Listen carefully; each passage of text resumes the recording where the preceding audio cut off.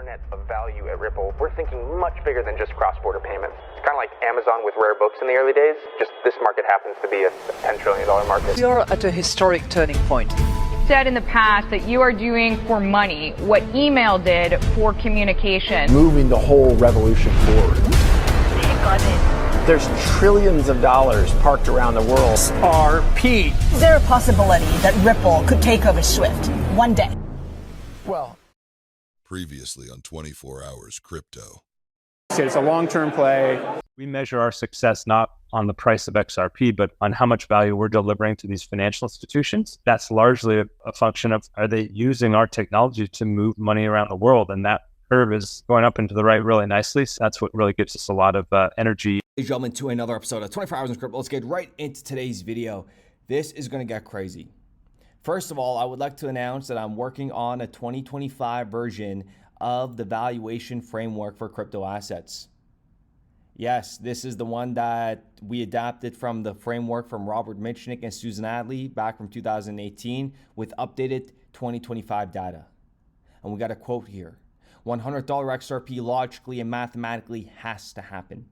And I'm going to put this out on the internet. It's not fully done yet, but the valuations here are extremely conservative, so viewer discretion is advised when it does come out. But I'll let you guys know when that is up. We will cover it and I will announce it everywhere because the numbers in that thing is just wow. That's all I got to say. But in today's episode, we are going to go over some BIS documents. They're saying it. Are you listening? I hope you are, because XRP under $3 right now is disgusting. It is absolutely insane. And when I say there is approximately 30 billion XRP will be ever liquid on the open market, I want your opinions in the comments down below. But that is a very even crazy amount to say in terms of availability. We're going to get into it. And once you guys see that perspective, you know, you're really going to understand how crazy this market is going to get. But when we talk about derivatives, okay, don't forget that Ripple has been working with Bitstamp on a derivatives market. Launching our own derivatives exchange in the next few months. So that's something we are most excited about and really hope to cooperate closely with Ripple there as well. And that video that you guys saw, you guys know, has been unlisted and you cannot find it online. We covered this a couple months ago. So that video is not on the internet. That is a saved version of, that I did that cannot be found on the internet. But you guys could screen record it, of course. But that is Ripple coming out and working on derivatives. And when we get into ISDA is, you know, derivatives. Their 2023 quarterly report, listen to what they say here, right? This is Mr. Nick Saar. As demonstrated by the efforts to introduce central clearing in the derivatives markets a decade ago, implementing a change of this magnitude will take time and careful thought. And they said, given the size and the importance of the U.S. Treasury market, and you know the U.S. Treasury is coming onto the XRP ledger, they announced it, with the $26 trillion in outstanding issuance forecast by U.S. Congressional Budget Office to reach as high as 46 trillion by 2033. Any potential impact on liquidity and market capacity needs to be closely considered every step of the way. We're talking big, big money here. And Ripple even said in their 2019 press release, right? Listen to this. Integrating all the money. Interledger RS also implements the new settlement architecture, which is designed to simplify integration with new ledgers or settlement systems. You can build a settlement engine that implements the settlement API in any programming language, and it will be able to work with Interledger's RS. And listen, what I'm about to show you, wow, okay? I'm going to go over this. I'm going to speed run this, okay? This document is what this individual is talking about, Mr. Nadan. Listen to what he says, and I'm going to go over this PDF. And also, I just forgot to cover it. I do apologize, but ISDA, okay? ISDA and Ripple Labs. I love this. I love connecting these. I remember Rahul Advani. Rahul Advani is part of Ripple, has been working there for 4 years and 6 months. He's the global co-head of policy. And the best part is, what are the odds that Ripple brought over somebody from ISDA, and he worked at ISDA for 5 years and 2 months at head of public policy. And he's here at Ripple, co-head of policy.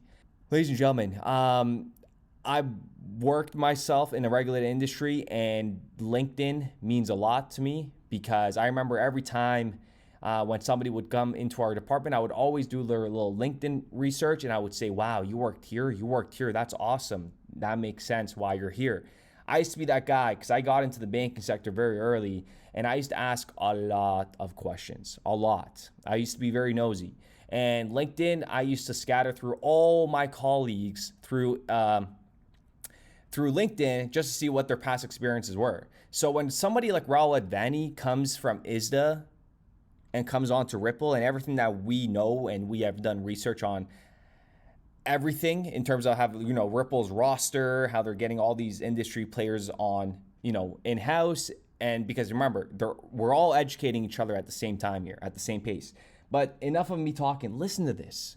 All these tokens that belong to either individuals or companies, tokenized deposits, equity, or real estate, will all be on a unified ledger. Now, the unified ledger is not one ledger. There could be multiple ledgers. There are multiple ledgers of different technologies.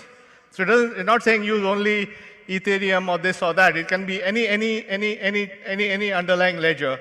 And there will be protocols for interledger transactions. So if I sell a tokenized deposit to somebody else, that can be done from my ledger to that person's ledger. Now, this system can be very high volume. Massively scale over the next few years into many trillions of volume and scale on a daily basis. Very high volume. So you can build a very high volume, low cost transaction system, being able to do billions of transactions of different kinds of assets, tokenized, but all transacted in the same way. This is a very important point, that no matter which asset class it is, I can convert it to a standard way of doing things, and then use the standard token engine for doing it. So think of it is, you have a car, you have an old engine, you remove the engine, and you airdrop a new high-performance engine. Because one thing we have learned is, when you unlock friction, you have an explosion of market usage. And if we continue to just try it in bits and pieces, you will not be able to unlock the friction. If you have a holistic architecture which cuts across all asset classes and unlocks it using similar APIs, similar schemas, and everything is spelled out, then suddenly it will unlock huge amount of business activity. The Unified Interledger Protocol, a mechanism that ensures seamless interoperability across ledgers, is a cornerstone of the system. I'm just going to stop there because you heard him talk about it. Billions of transactions, explosive, okay? Like, they know how volatile this is going to get in a good volatility way, but there's going to be a huge hockey stick curve coming here. And then here we have the whole diagram, Unified Interledger Protocol, right? As he was talking about taking tokenized equities, tokenized deposits, tokenized real estate, tokenized central bank money. This is the PDF that he was going over, right? And then even when you get to the fundamental valuation framework by Robbie Mitchnick back from 2018 and Susan Atley, remember, they said that individuals wish to hold their assets on long-term stored basis rather than for purpose of affecting economic transactions, meaning they're just going to hold, and XRP is not going to be actually used for real economic value. And that is illiquid in the market, which I'm going to get into in a moment, and I'll explain it to you. And then they even set the ultimate structure that the XRP market will take is yet unknown. They don't know how this market is going to shape out. This is back from 2018, but in 2025, we know exactly how this is all panning out. And they said, including the ways in which banks and liquidity providers will hold, account for, and exchange XRP, right? All these ETFs that are coming, folks, listen.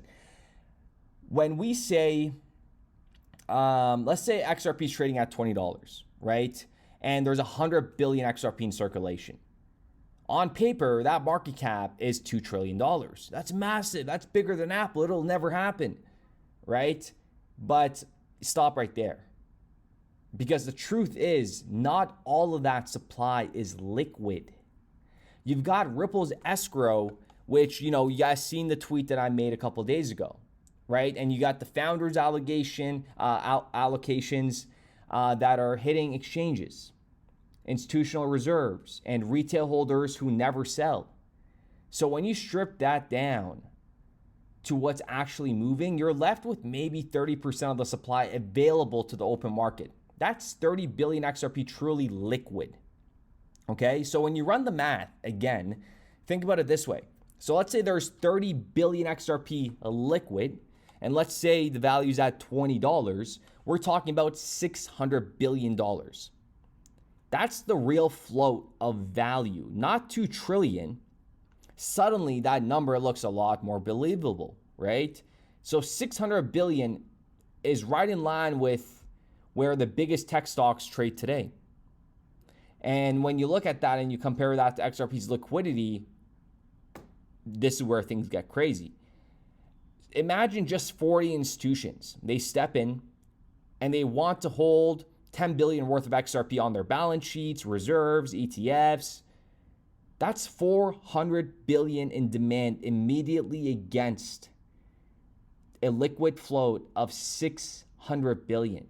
That's 2/3 of the market vacuumed up instantly. Think about that, right? So from there, the only way the system balances is by repricing XRP higher because the float is gone. So now you have a less float than the 30 billion XRP in circulation. And don't forget the ETFs, which are designed to buy and hold permanently. And you got a supply, that is going to be being utilized as a liquidity mechanism. So when people argue about market cap and say XRP can't go to, high because of 100 billion supply is too much, they're missing the key point. And they truly do not understand the tokenomics of crypto in general. Because if you cannot just understand this and what Ripple is building and everything that we know, ladies and gentlemen, this is a no-brainer.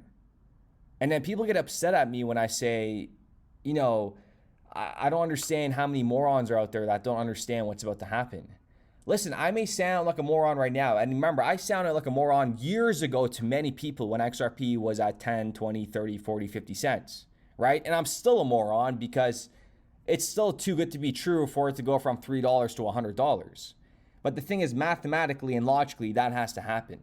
So with that being said, ladies and gentlemen, I do appreciate every single one of you guys. Let me know what you guys think in the comments down below, and we'll be back with another video. You just use digital assets for transmission. I'd like to talk about the relationship between the ability to use these for purposes of on-demand liquidity and so on, which, Patrick, you've kind of talked about how groundbreaking that could be, but the relation between the ability to use them for that and the price that they have to have. Because like a few months ago, I spoke with Miguel Villas, the head of XRP markets at Ripple. XRP is Ripple's cryptocurrency that we've been talking about. And he said, before he could even really have that conversation with banks to encourage them to use this as an on-demand liquidity tool, the market cap needed to be much higher, the transaction volume needed to be much higher, and there needed to be more exchange partners. So if it's just being used kind of for transmission like that, what does that imply about the price versus some of the kind of the retail use case or speculative use cases that price is going to go up?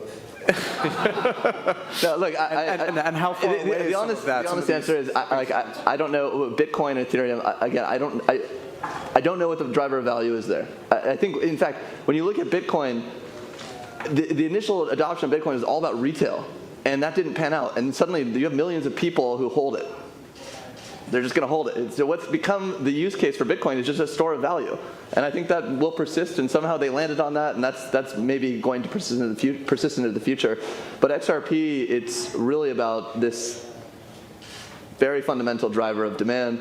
Yeah, I mean, if XRP is going to be inserted deeply into the financial system, the market cap has to be orders of magnitude bigger. It has to be able to support institutional flows in the orders of magnitude of trillions of dollars.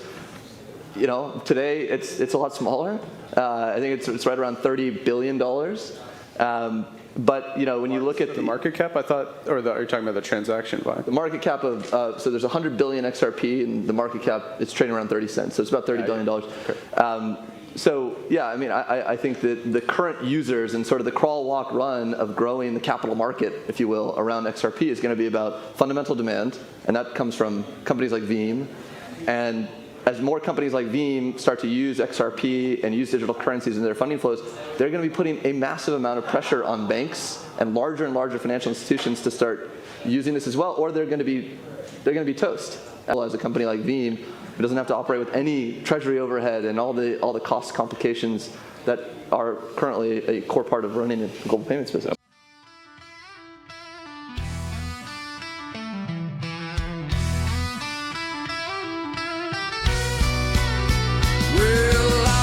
Up this morning, check my bags on the chain. XRPL still humming while the FUD folks complain.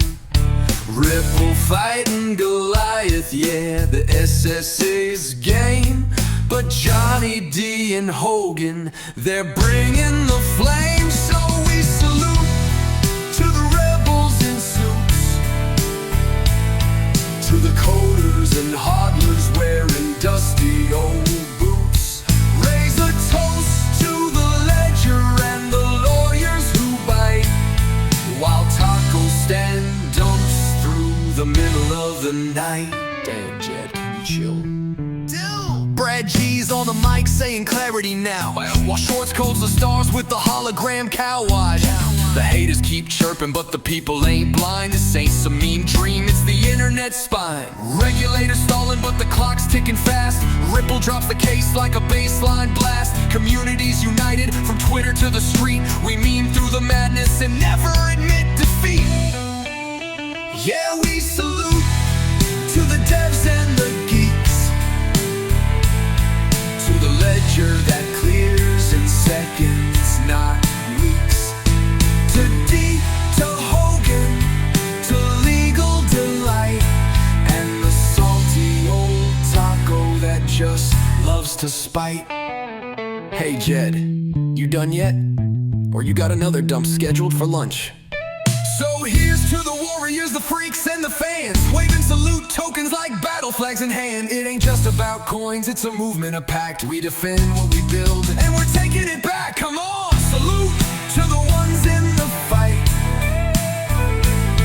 to the token that laughs in regulatory spite, to Schwartz, Brad, and the ones still believing, even while taco stands always leaving. So strong one for Ripple, one for XRP, and raise your guitar for decentralized dreams. This song's for the ledger, the truth and the proof. With a smile and a nod, we say salute.